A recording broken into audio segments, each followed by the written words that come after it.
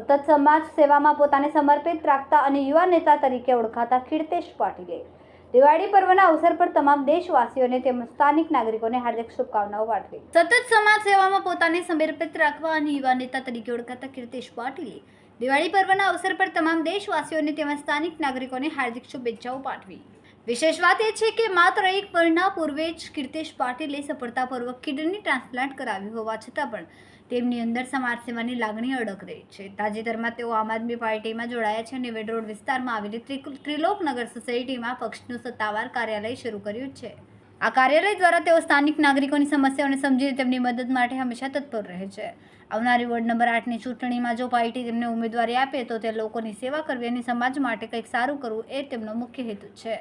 દિવાળી એ અંધકાર પર પ્રકાશનો વિજય દર્શાવતો તહેવાર છે. એ જ રીતે આપણે પણ સમાજની સમસ્યાઓ પર જીત મેળવીને સકારાત્મકતા સાથે આગળ વધવું જોઈએ. મારું રાજકારણ આવું સત્તા માટે નહીં પરંતુ સમાજ માટે કંઈક કરવાના ઈરાદાથી છે. મારું નામ કીર્તેશ પાટીલ છે.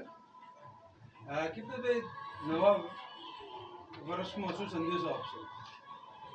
નવા વર્ષમાં દિવાળી તહેવાર હિન્દુઓનો મુખ્ય તહેવાર છે. આસો અમાસ તિથિ પર ભગવાન શ્રીરામના અયોધ્યા આગમન પર લોકો દીવો પ્રગટાવી તેમજ રંગોળી બનાવીને ઘણા વર્ષોથી દીપોત્સવ મનાવે છે. આજનો પત્રકાર પરિષદનો ઉદ્દેશ્ય શું છે? આજનો ઉદ્દેશ્ય એટલો છે કે જેમ દિવાળી તહેવાર છે તો અમારા વિસ્તારના જેટલા લોકો છે એમને હું શુભેચ્છા પાઠવું છું તેમજ એમનું આવતું વર્ષ સારી રીતના જાય એવી હું ભગવાનને પ્રાર્થના કરીશ.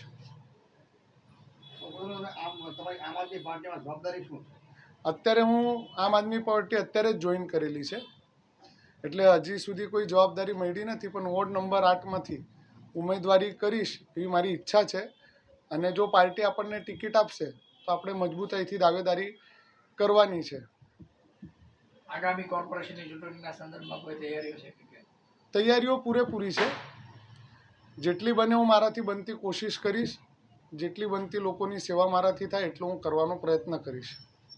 તમે ડૉક્ટર સાહેબે કહ્યું છે કે 6 મહિના આરામ કરો તો તમે 1 મહિનામાં ઓપરેશન પછી તમે ખાવાનું શું છે?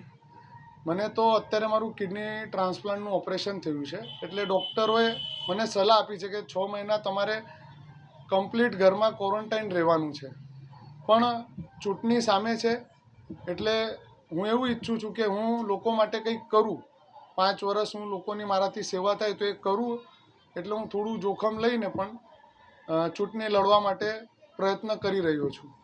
તમે આગળ જે કાર્યક્રમ કર્યા છે લોકો માટે સમાજ કામ માટે તમને લાગે છે લોકો તમને સપોર્ટ આપશે? મેં ગયા ચૂંટણીમાં પણ અપક્ષ ઉમેદવારી કરી હતી જેમાં મને લોકોએ 1842 વોટ આપ્યા હતા.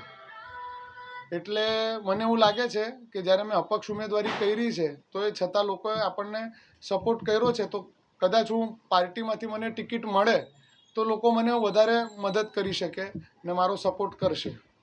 आपका नाम? मेरा नाम कीर्तेश पाटिल. आज प्रेस कॉन्फ्रेंस का मुख्य उद्देश्य क्या है? दिवाली के अवसर पर प्रेस कॉन्फ्रेंस हमने रखा है. दिवाली हिंदू धर्म के एक मुख्य त्यौहार है. हिंदू धर्म का भगवान श्री राम आसो अमास की तिथि पर अयोध्या वापस आए थे. उस खुशी में लोग बहुत साल से ये त्यौहार दीवा जलाकर या रंगोली बनाकर मना रहे हैं. और मैं अपने विस्तार के जितने भी लोग हैं उनको इस अवसर पर बधाई देना चाहता हूँ. क्या मैसेज देना चाहोगे लोगों को? लोगों को यही मैसेज है कि भी आने वाले समय में चुटनी आ रही है तो आप शिक्षित और युवा वर्ग में ध्यान रखकर आप वोटिंग कीजिए. चाहे जिस पार्टी से लोग आए पर अच्छे उम्मीदवार जीत कर आना चाहिए. और मैंने अभी आम आदमी पार्टी ज्वाइन की है क्योंकि मुझे उसमें एक विज़न दिखता है जो उसमें है शिक्षित वर्ग, उस हिसाब से मैं उसमें अभी ज्वाइन हुआ हूँ. સમય મીડિયા ન્યૂઝ સાથે સુનિલ પાટીલ, સુરત.